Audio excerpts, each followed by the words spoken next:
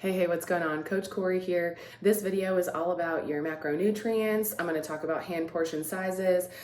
This is intended to be kind of a beginner's guide type thing. So if you're not sure where to start, or maybe you're someone who's kind of reorganizing your macros right now, you can use these guidelines to start with. And I'm going to teach you how to kind of tweak your macro ratio and your caloric intake either up or down based off of your physical needs.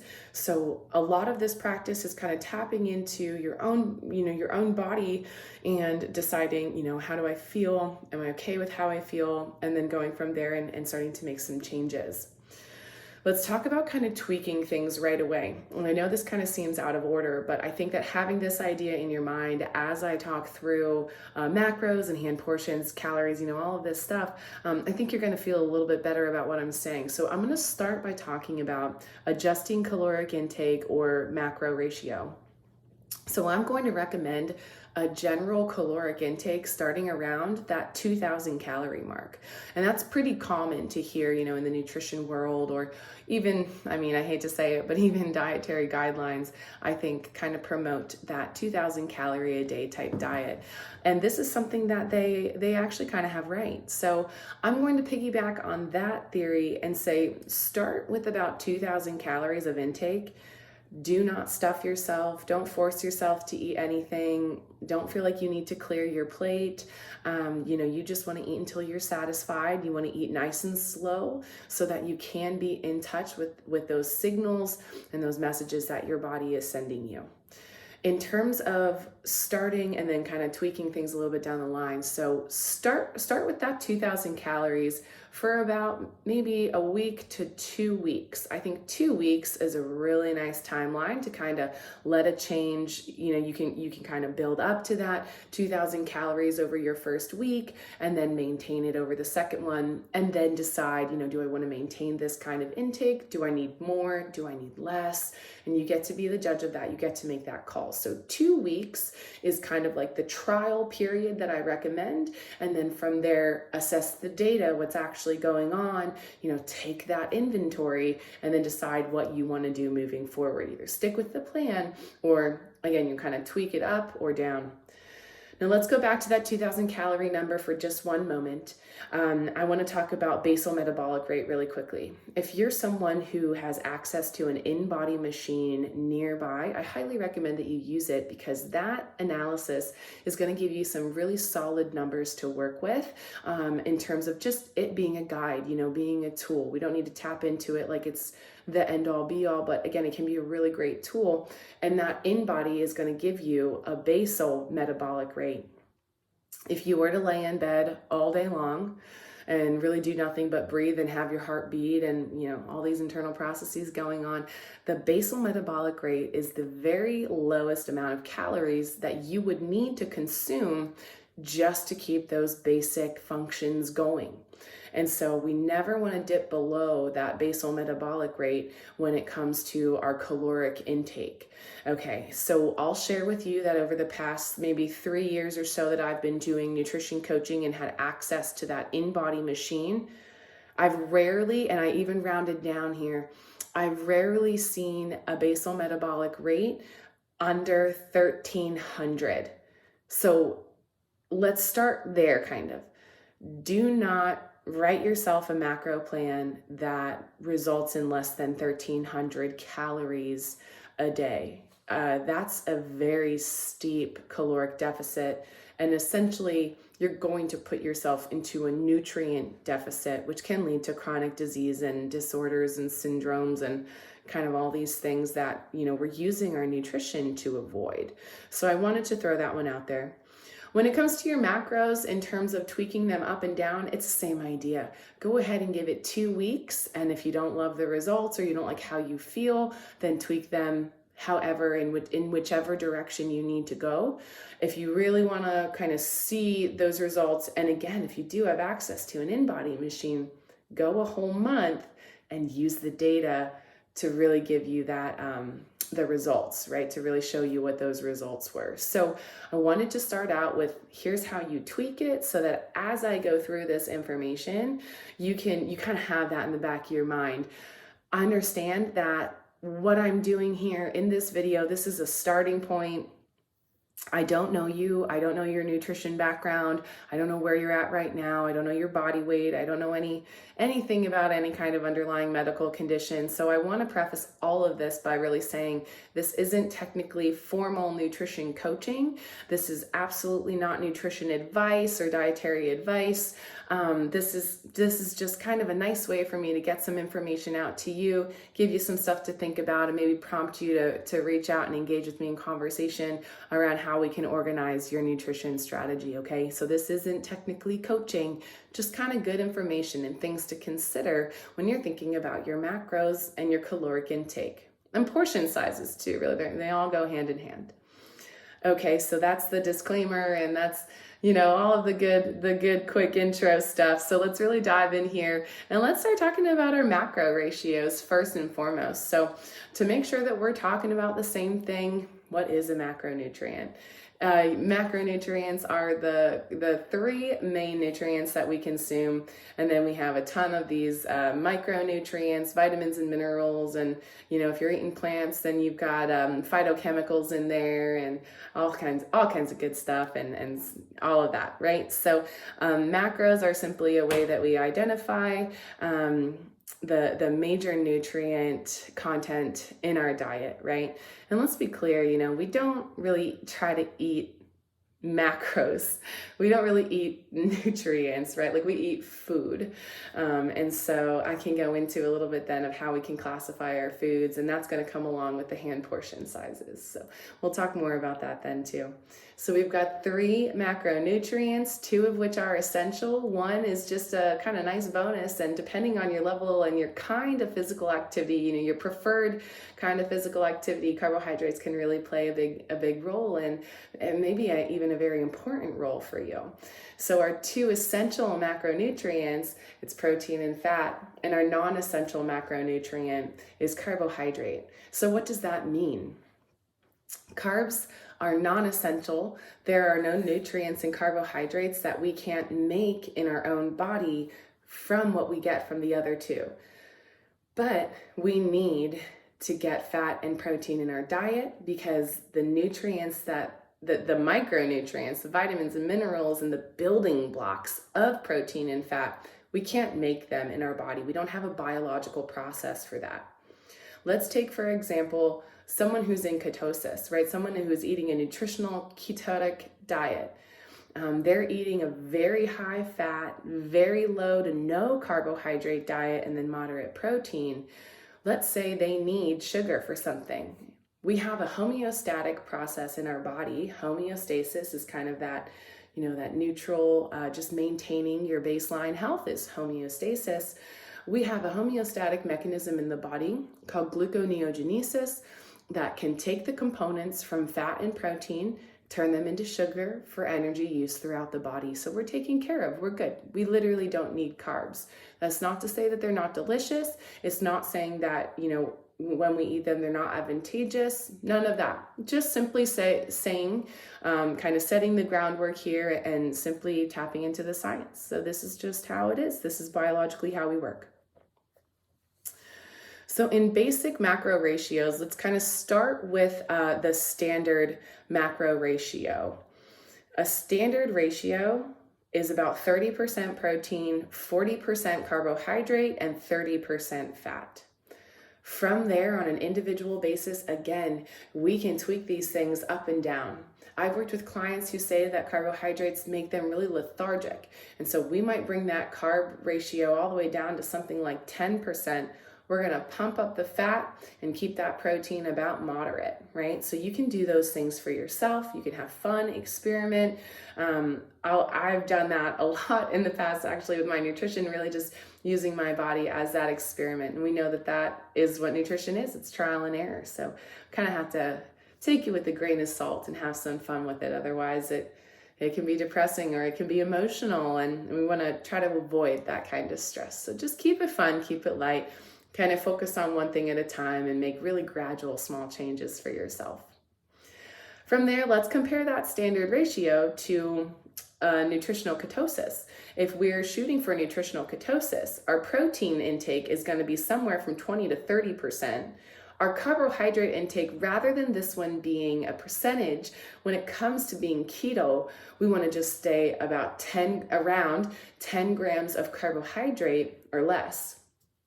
And then that leaves about 70 to 80% for our fat intake. So a total swing shift from that standard ratio. And I'm going to go ahead and let you know that that standard ratio isn't necessarily the standard American diet. In fact, the standard American diet ratio is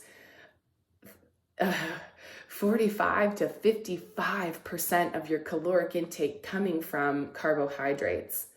When we look at the chronic disease statistics, type 2 diabetes, obesity statistics in this country, we can start to understand the outcome of the standard American diet, okay? And so what we want to do is control that carbohydrate intake. And that brings me right here to Ben Bikman. Dr. Ben Bikman is a biochemist who I've just started soaking up his information. He's so good. He's so clear. He's so great at educating you and giving you the information. So I'm reading his book right now, Why We Get Sick by Dr. Ben Bikman. His guidelines, I love his guidelines, and I've just been preaching out his guidelines and living by them as well. And I've seen a really cool shift in my own health. So Bikman's guidelines, there's really only 3. I think in a recent video, he may have added a 4th one, but I'm going to go ahead and stick with these first 3 just to keep it simple. Control your carbohydrates to 50 to 100 grams a day or less. And I'm not going to lie, Ben's recommendations say 50 or less. I know that that's a really hard shift to make. So if I were you, if you're eating a standard American diet, or maybe you're even eating a standard macro ratio, the 30, 40, 30 protein, carb, and fat, then what I would do is I would start to gradually it doesn't have to be like, I watched that video and now I'm going to do this, right? Like, no, just gradually take your time, no stress, try it out, see how it goes. I would start to bring your carbohydrates down to that 100-gram mark. If it's already below 100, then maybe start to shift it down towards 50. From there, when we're prioritizing our protein, well, how much protein is that? What does that mean? That means, and I'm going to give you a range, and again, I'm going to ask you to bear with me while we get, kind of into it, because it's nutrition and it's a little bit more complex than we all, hoped or wished it would be, and that's all right. So when we're talking about prioritizing our protein, I'm going to give you a range. On the high end of that range, you can consume, and you can even consume more, but I really don't think the average individual will need to. 1 gram of protein per pound of body weight. So I settle right around 150 to 160. It's exactly how many grams of protein I would consume if my carbohydrate ratio were a little bit higher than it is right now. I am in nutritional ketosis, so my carbohydrates are looking more like that 10 grams or less, as mentioned previously. On the low end of that range, we can consume 1 gram of protein per kilogram of body weight. And so where are my CrossFitters and my weightlifters at? You're like, wait, what? We understand that the conversion of pounds to kilograms to pounds, we're kind of using this magic number 2.2. So let me walk you through it. In order to figure out your pounds to kilogram conversion, we're simply going to divide your body weight in pounds by 2.2. So if I'm sitting at 155 divided by 2.2 is 70 kilograms. So my range for protein is looking like I could consume safely and healthily anywhere from 70 grams to 155 grams of protein. But I don't want to dip below that 70 gram number too much. And it depends on, my expectations in the gym or in my endurance workouts and things like that.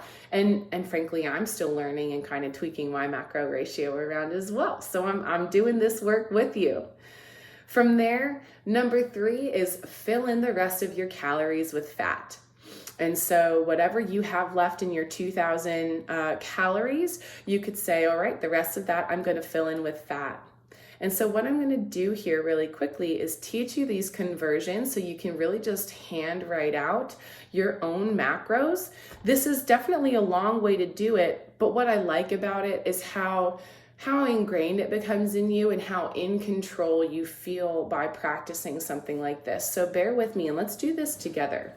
So what we need is a conversion of how many calories, right? We're going calories and grams here. So we need that conversion of how many calories of each macro are in 1 gram. So if we were looking at 1 gram of carb, and these are very rough, different carbohydrate, 1 gram of this carbohydrate versus 1 gram of that carbohydrate are likely different. But we can use this as rough estimates, rough guidelines, where ultimately you're always listening to your body. And that's really number one, listen to your body. So about 1 gram of carbohydrate has roughly 4 calories. 1 gram of protein is also sitting somewhere around that 4 calorie mark. And then 1 gram of fat has about 9 calories. Okay, and so this is how we're going to start to figure out our ratios. And this is probably not going to necessarily be exact to either that standard or that keto, but I'm going to use myself as an example so that you can follow along. So quite simply I'm going to start with the protein because we already know what the protein is, right? I'm going to go with that 70 grams of protein. We're going to multiply that by the 4 calories, and that's going to give us our total caloric intake of my protein. So 70 times 4 is 280 calories. For our carbohydrates, I'm going to actually use that 50 gram of carbohydrate rather than my 10 grams, just because I think you'll resonate with this a little bit more. So we were looking at carbohydrates. I'm going to take in about 50 grams. I'm going to multiply that by 4, and that's an easy one. I got it. So now we have 200 calories coming from carbohydrates, 280 calories coming from that protein. And now I'm saying, this is just me, I want to fill in the rest of my 2,000 calories with fat. That sounds delicious. Who likes bacon? Who likes hollandaise sauce? Who likes tallow and lard? Butter, give me that butter. All right, I'm just distracting you. Now I have 1,520 calories that I can get from fat. And when we want to know, now we're like, okay, well, that's cool. Well, what's the gram equivalent of that? Simple. We're going to go 1,520 divided by 9. We have 9 calories per gram of fat. And again, a very rough estimate. Different fats are different. I'm looking at about 169 grams of fat. That sounds awesome. That sounds so ideal to me. These are my new macros, y'all. Okay, but you see what I did here. Feel free to go back, play it again, understand. I gave you the kind of caloric converter there, and I'll say that one more time. About 4 calories for your carbohydrate and your protein per gram, and then 9 for the fat. And so that's what helped us get those numbers. And then from here, you can plug those numbers into your chronometer, into your MyFitnessPal, and you can start tracking. And again, it's not like, okay, here are your macros, go do the thing. I don't recommend it. You're going to look at what you're eating right now. I would say log for at least 3 days in a row, if not a full 7-day week. And then from there, small adjustments. I would say focus on your protein first. How many grams of protein are you trying to get? Cool. Put that number in. And then in week 1, let's say of, nutrition transformation, Thorbod 2023, you can start to work your way towards whatever these numbers are. I do not recommend fully overhauling your diet. I truly recommend working on 1, maybe 2 things at a time. When you've mastered them, when they've become habits, it's mindless. You don't have to think about it. You don't have to worry about it. You're doing it every single time. Then you should go ahead and, start to focus on something else.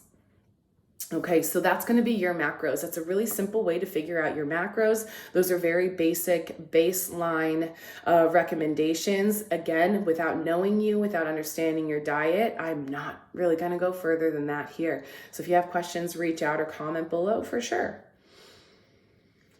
Next, I'm going to introduce hand portion sizes to you, specifically with that standard ratio, the 30 protein, 40% carb, and 30% fat. And I'm going to leave it there just because typically with a ketogenic diet, frankly, you don't have to weigh and measure anything. You don't have to count calories. That's just not the name of the game. You focus on getting all of that fat, and you know that when you eat whole foods, protein comes along with it. And it's amazing how that ratio naturally shakes out to that 70 to 80% fat, 20 to 30% protein. So I don't even feel like we need to really go there, but let's talk about hand portion sizes and get you set up. Maybe you're someone who doesn't have a food scale, or you don't want to mess with the food scale, and I can totally understand that.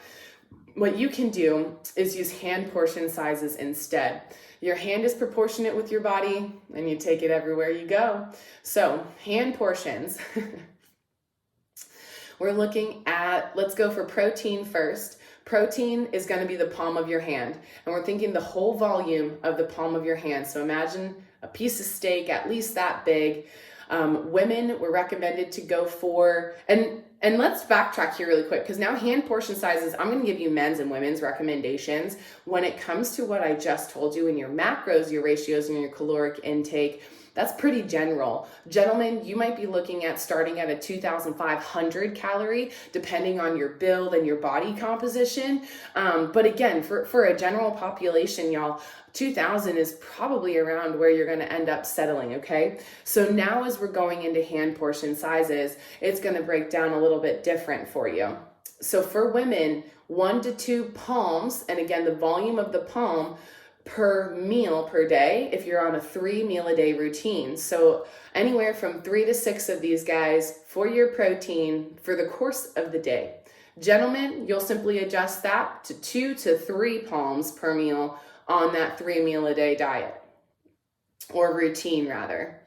For your carbohydrates, it's a cupped handful. And again, we're just simply gently cupping the hand and going for that cupped handful of carbohydrates.